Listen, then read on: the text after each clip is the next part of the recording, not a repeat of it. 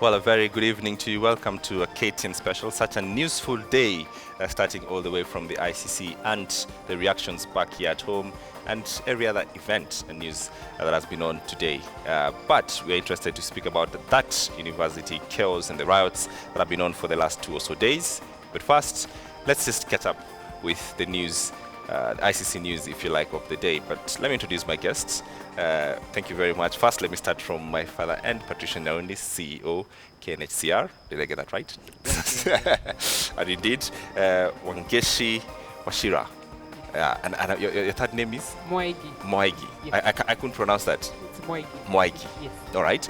Wangeci Wachira Moaigi, the Executive Director, Crew. Yes. All right. We want to talk about the incident, the aftermath of the university chaos, and what we do know. We had invited the police to be on this panel, and well, we hope that they could still show up and have this discussion. But first, let's take a look at that reaction by radio journalist Joshua Rapsang immediately after he heard the news that from the ICC this evening. Let's just play that clip for you.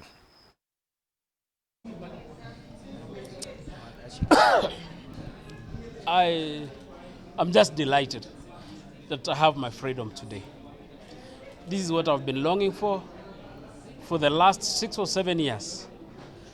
God has seen us through today. I'm so happy I have my freedom. That is what matters. I want to thank God so much. I want to thank my lawyers, led by lead counsellor Katwa Kigen. They have done a wonderful job.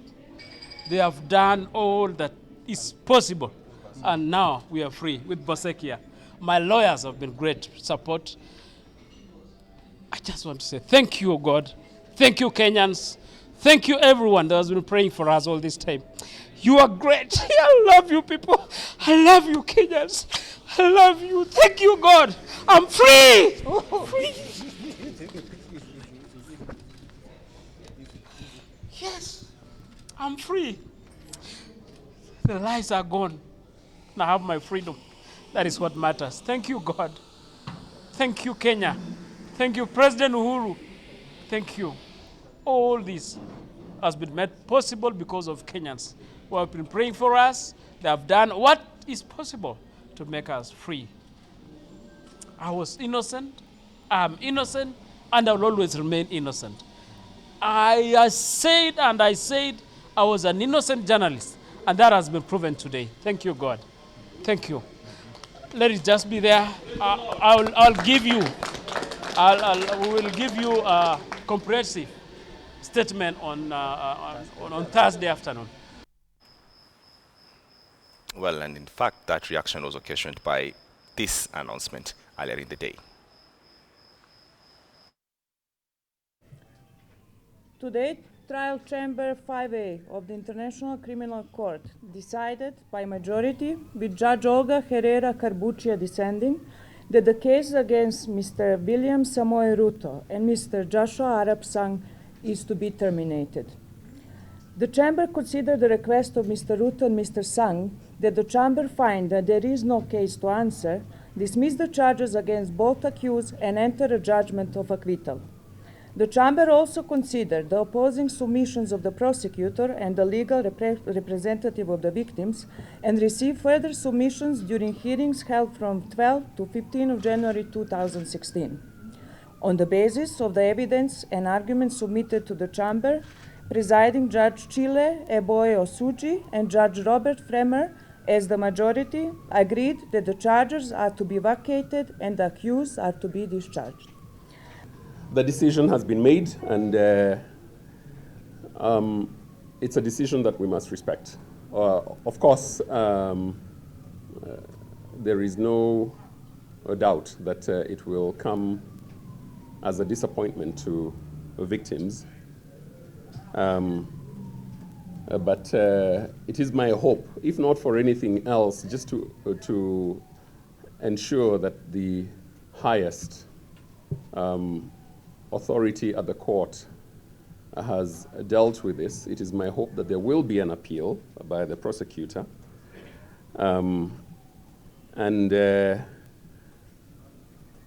I can say that I had spoken to a number of victims, just sampling them just to get their views on what they would be expecting.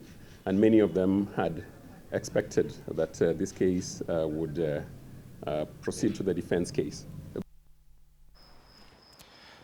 All right, that's something that is big and has been happening today, and it's going on in the news, and we have analysis coming out much later after the news in the program with Sophia Nuna. But we'd like to concentrate on what has happened, what had happened before this, and that was the violence that started actually on Saturday after the university students' elections went, well, haywire, if you like, and there's been quite a reaction, and let me play your video right now that showed up online. We are still at KTN trying to independently verify the authenticity of this video, but this is what happened. Just let's listen in.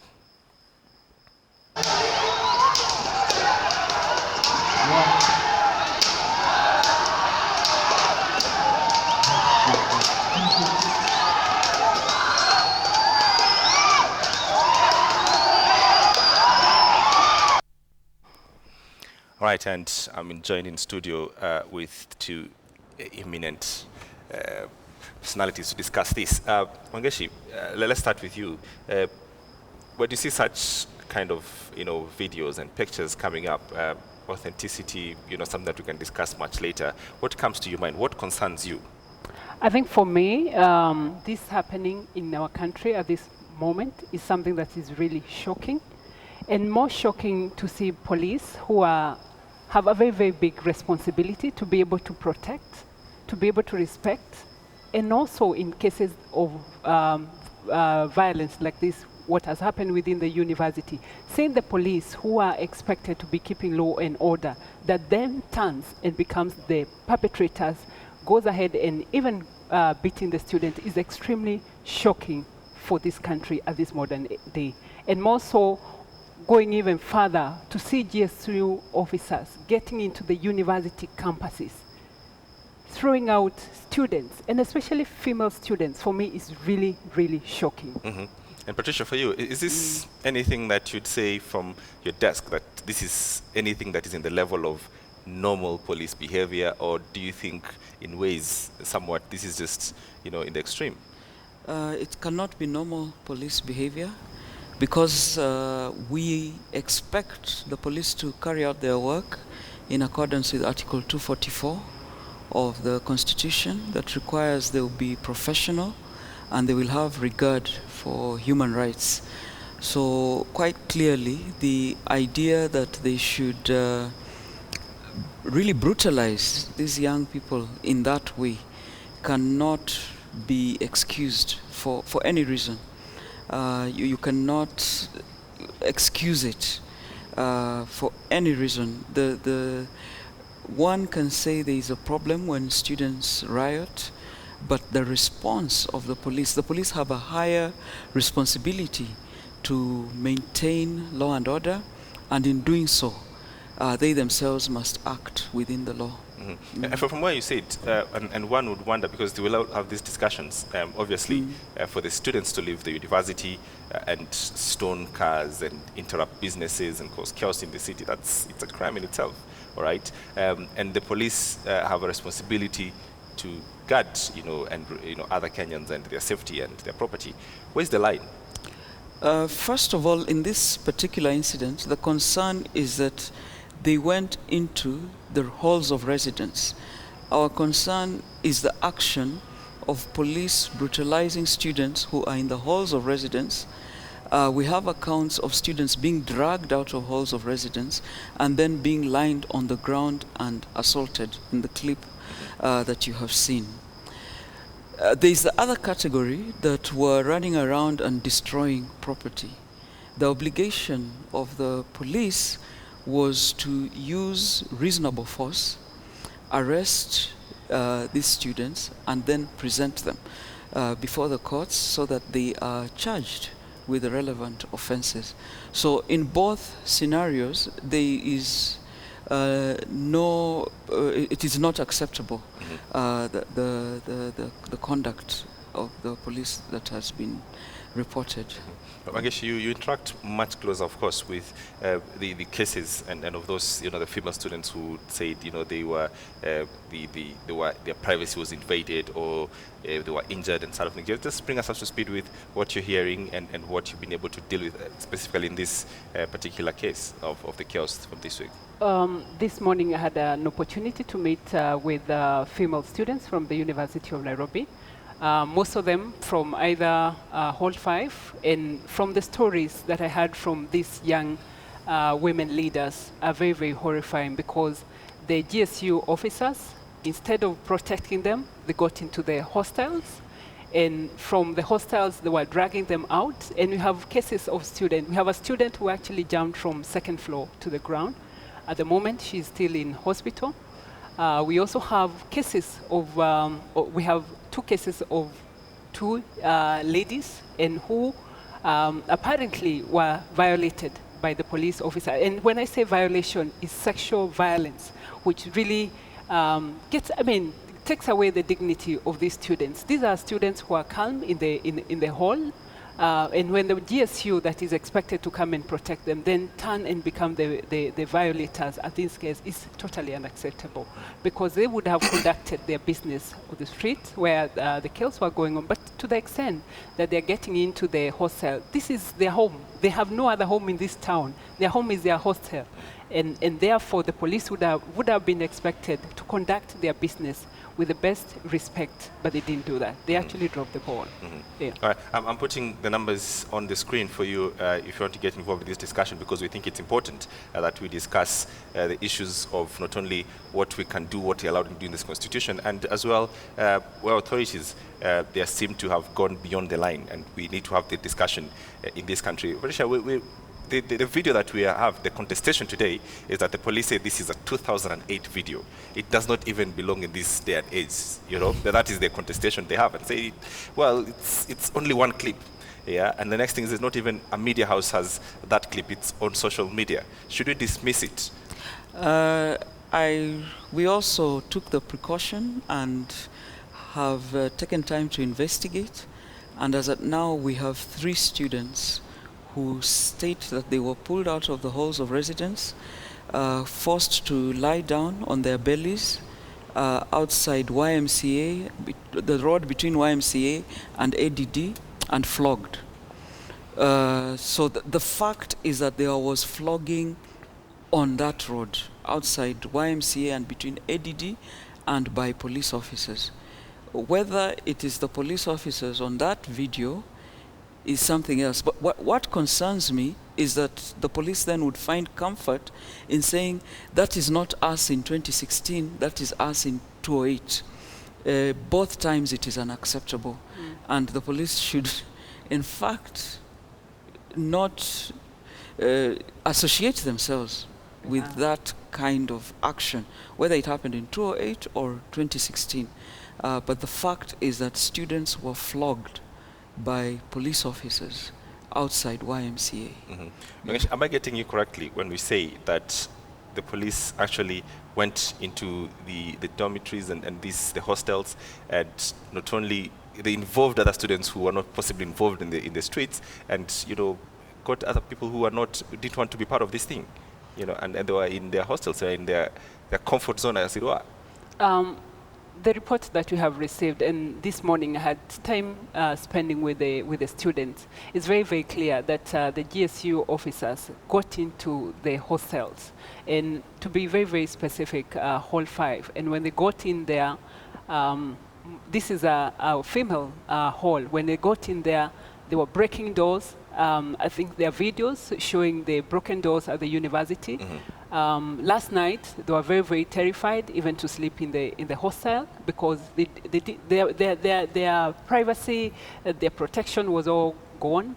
And more, even what saddens is that the same GSU getting in, we have a case of a young woman who was sexually violated in the hostel. And this happened in the toilet when her fellow students could hear what was going on. And very, very unfortunate. And we are hoping that the students will come out in numbers to report those cases so that then whoever did this then can be held accountable. I think the Office of ODPP has a very big responsibility to be able to do the investigation and, of course, be able to prosecute the GSU officers who at the moment are perpetrators. Wangeci, the question then is how do we progress this? Because it is one now that the students are coming out and giving all these reports. How do we progress this to actually whereby we can actually now, the public takes some interest on it and we see actual prosecutions as you'd like, and because now we have laws, I believe, that we can actually follow through, this process. I think for me, first, I must say that even as all this is going on, I think also what concerns me is that the university has been, the allowed silence around this matter is really weighty. We haven't seen them coming out to say that, yes, we acknowledge we dropped the ball, or we have students who are violated within the university, especially female students. They have done nothing about it. I think it's very, very important for the University of Nairobi to acknowledge that they have dropped the ball. I think for me, the other one is that the female students who are violated, we're encouraging them as an organization. We're very willing to give them legal advice, but also important for them to be able to seek psychosocial support and medical care, because within the period of 72 hours, they must be able to access PEP. They must also be able to be treated. And more so important, the Office of ODPP, like I said, has a very, very big responsibility. Investigation. What happens when the police in their line of duty drop their balls?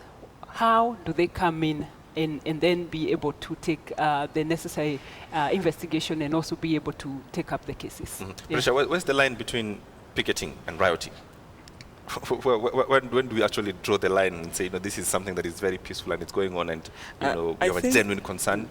As long as you are limiting yourself to expressing your opinion in a manner that does not result in injury or loss of property or disruption of the peace on the part of other persons who are not involved in your cause, really that is picketing, and that is guaranteed in the Constitution.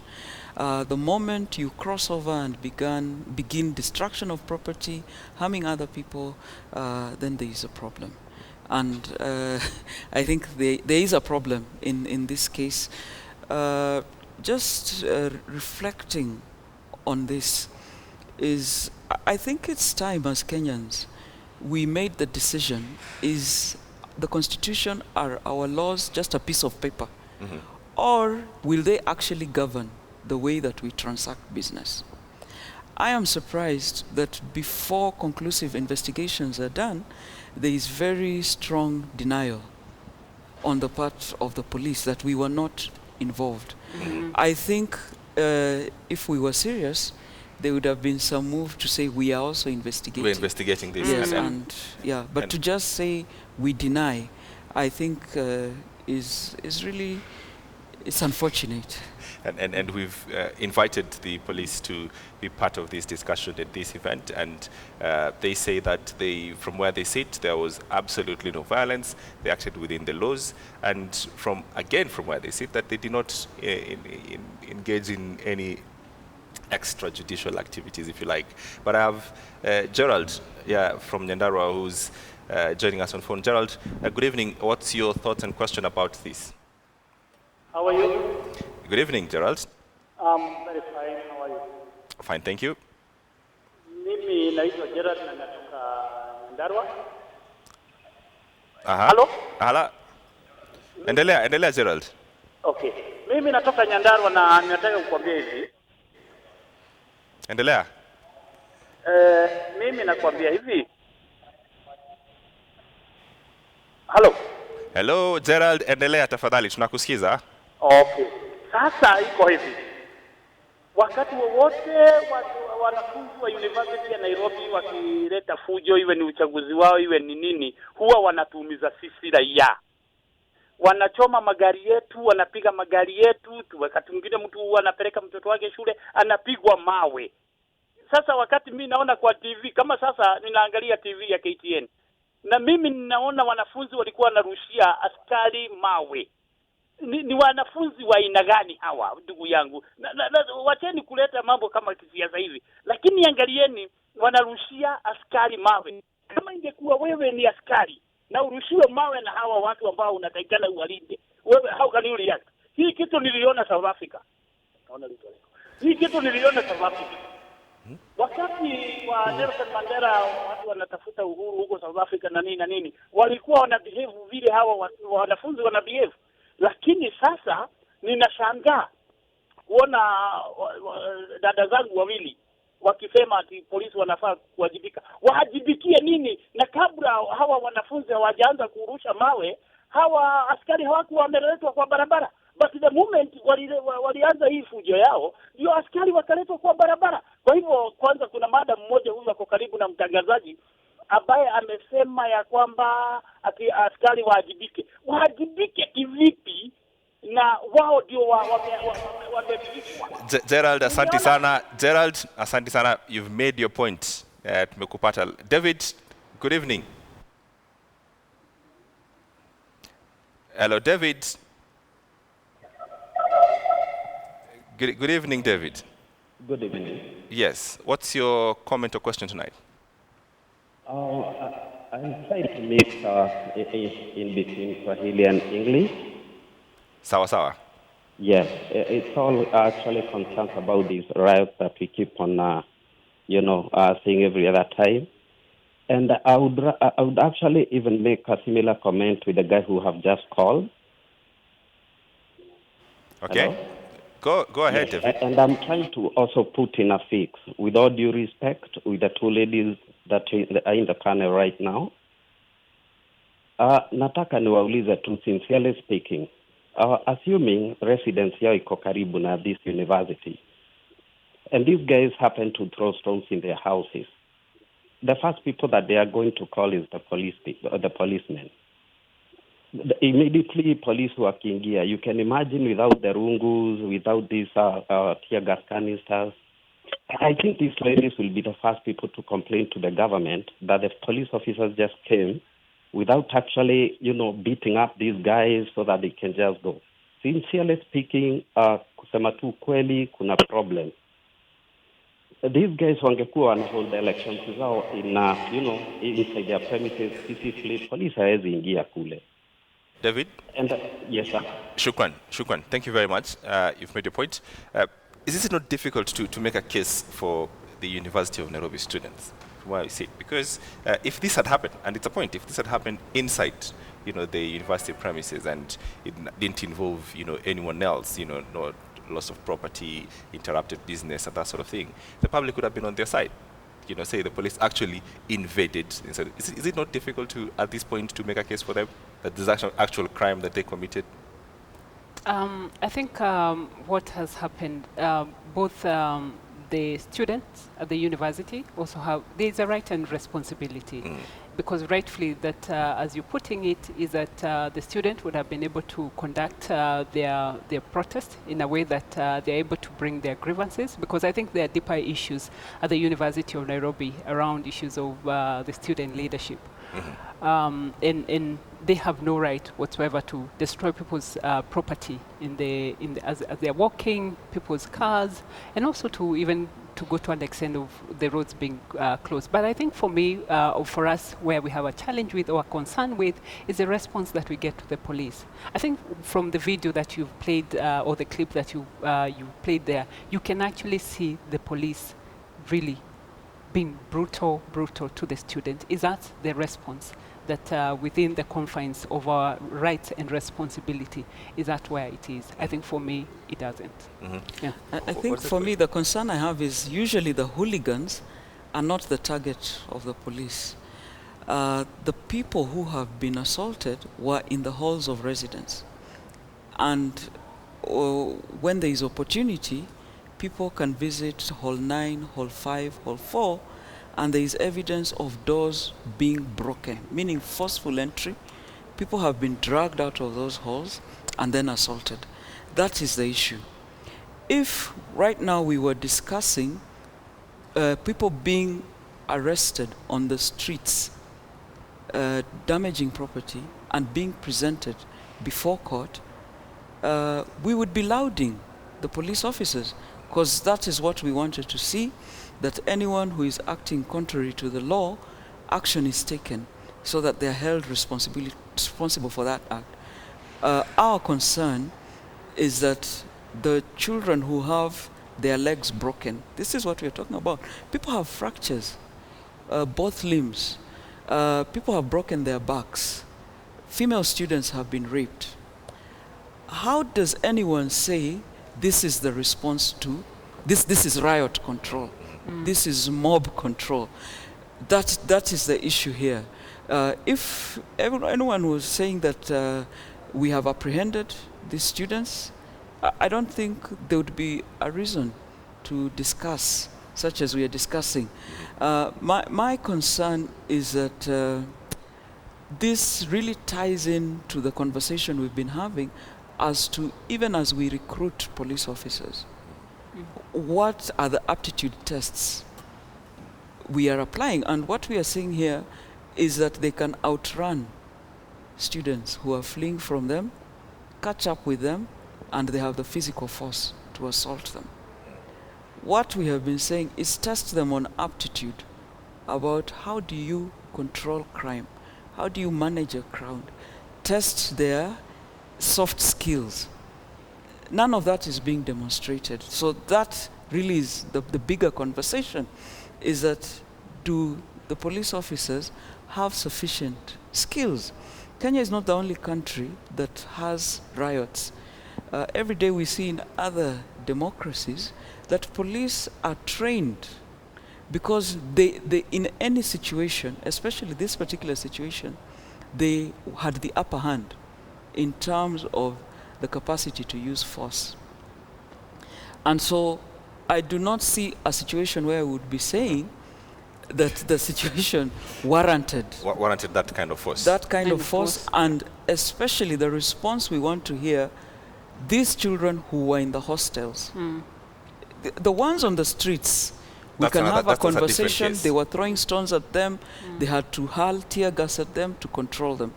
But the one in the room, what is the response to the one in the room who was saying, I was pulled out of my room, I was raped in a toilet?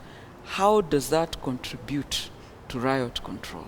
Right. And I think also, in addition to that, I think the students have also really have a big concern about the looting that did happen within the university. This is what the Nairobi commandant had to say earlier today in response to the police response earlier today. We know, we have the information, some known bloggers in this country are involved in that. We are aware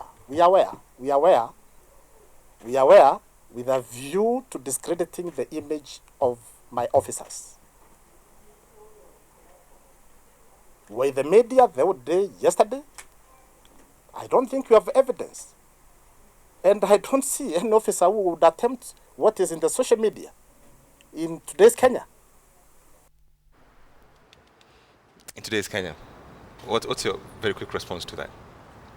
I think from what we have watched, it's very, very, very sad that we would get a response like that, because if the police looked like that, because I think when you go on with the clip, it says they looked like that in 2011.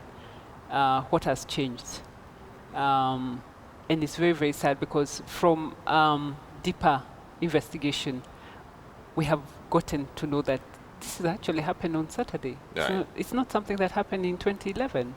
So the least we could expect from them is really to say, we're investigating and we'll come back. But that didn't happen. That didn't happen. Patricia, for you? Yeah, I would agree with him that really that cannot be happening in today's Kenya, and the response really should be to say they will investigate. I think it is wrong to assume that Kenyans by nature will lie about our police. I am yet to hear of an incident where we have raised concern about inappropriate conduct on the part of the police, and they have said, we apologize, we agree. And so the narrative, the response we are getting is that every time we raise a concern, the police want us to believe that by their very nature, Kenyans are inclined to want to discredit the image of the police. Yeah. All right. Daniel, good evening. What is your... Yes, Daniel, go ahead. I'm happy to the studio to have the two ladies and contributing to this debate about the conduct of the police during the chaos at the university. My sharp criticism is to the public. Every time the police conduct themselves in an operation where there is lawlessness, it is always the police are blamed of causing being so brutal. And I would wonder, somebody throwing the stones at the police, how do you expect such a person to be apprehended? Sometimes it is a profession. The police work is a profession. And somebody who is out of the profession cannot understand that how, at the extent of the force which is necessary to be used. Right. So, not every time that the police act in a certain manner, we just criticize without knowing the extent. Some of them are allegations, and in the allegations of something like the rape, it would be unfortunate if the police were involved. But about the brutality of the police, maybe about the video being shown, them beating the students. Thank you very much, Daniel. You've made your point. Ken, good evening. How is Thika, and what's your comment? I did actually hear. Yes, my name is Ken. Now, I would like to commend the police because they try to control the menace from students disturbing other people. And now, my question is this. That's the lady. How can you manage riot when there is lot of madness to the students who are throwing the stones and everybody? Like to get the answer from that lady.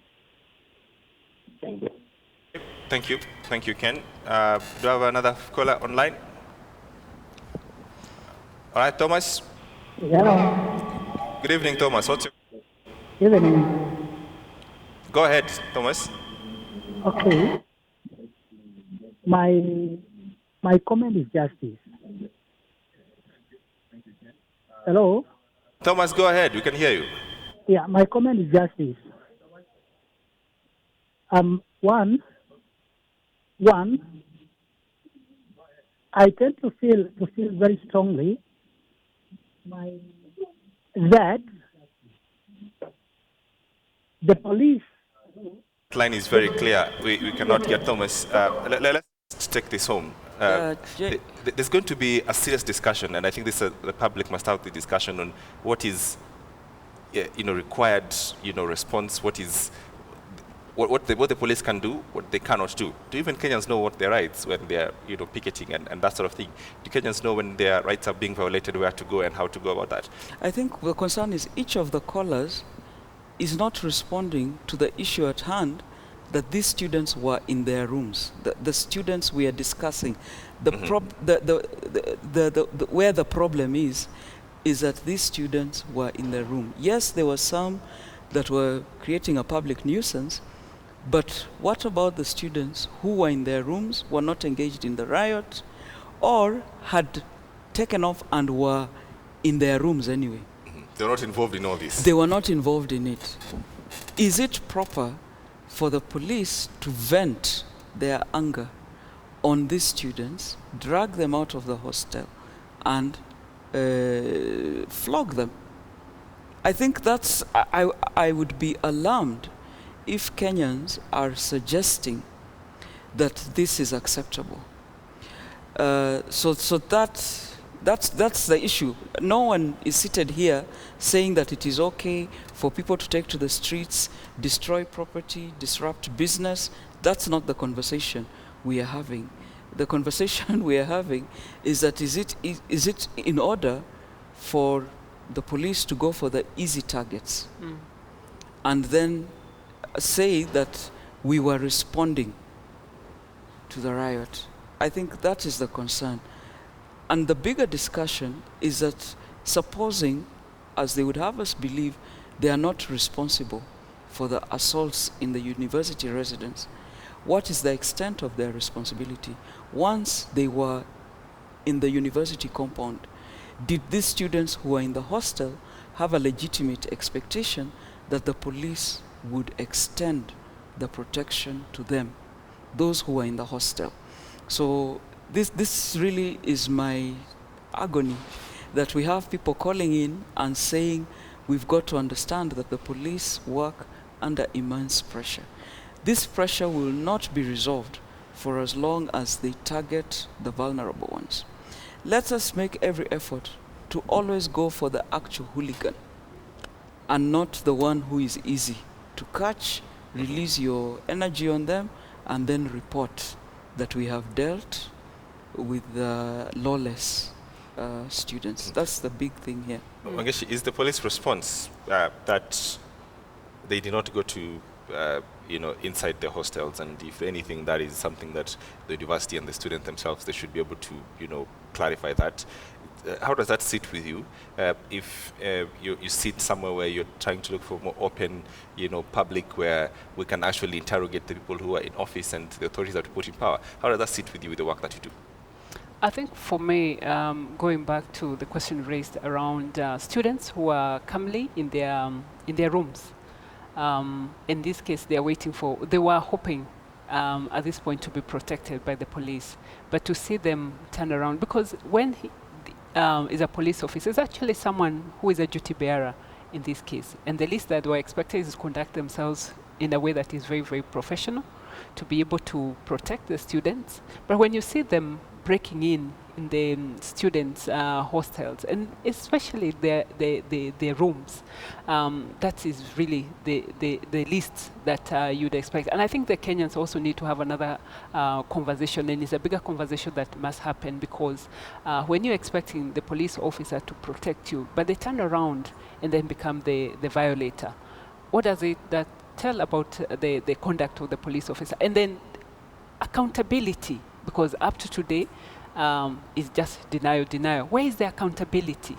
Where is the IG in all this? There is really silence around it, and what we have seen is just deny.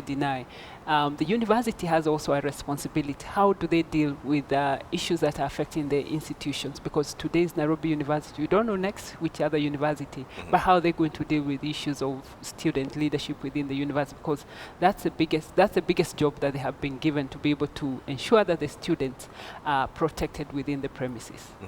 Patricia, in 30 minutes or less, you have a lot of experience, of course, dealing with this, for many years. Where would you say the public is in terms of thinking about their rights and honestly, and going about their business and saying this is rightfully something that is being enshrined in the Constitution and I can do this, vis-a-vis authorities just walking about and assuming that Kenyans do not know their rights and they should in fact be keeping quiet?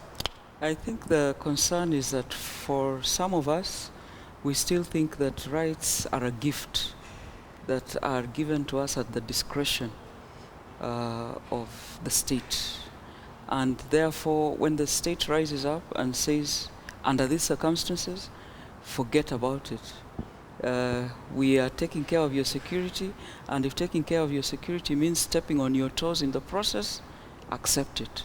You enjoy rights at our pleasure, at our discretion. I think we need to mature to a place where we realize that rights are an integral part of one's dignity.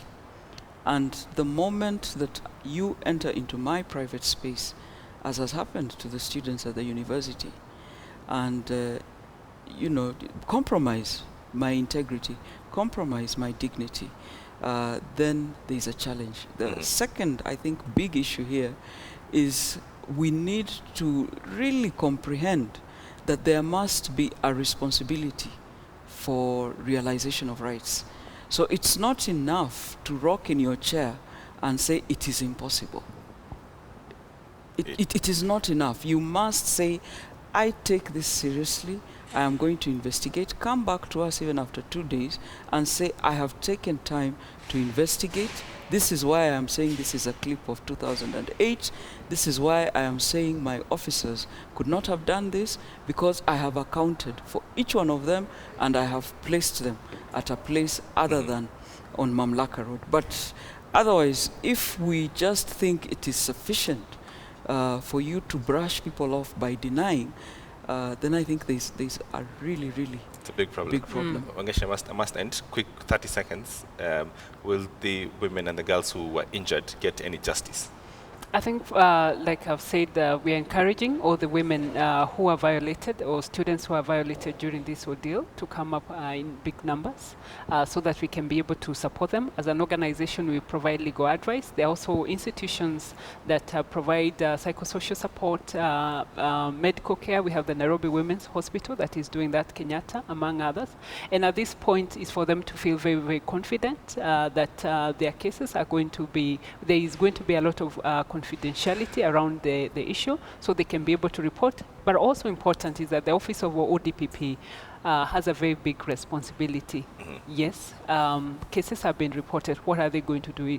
Are they only going to keep quiet? And if they don't, then we are also going to do our private prosecution of these cases. All right, Wangeci Wachira, Executive Director, Crew, thank you very much. And Patricia Naomi, CEO, KNHCR. Thank you both for making time. All right, that does it for us. Up next is the news.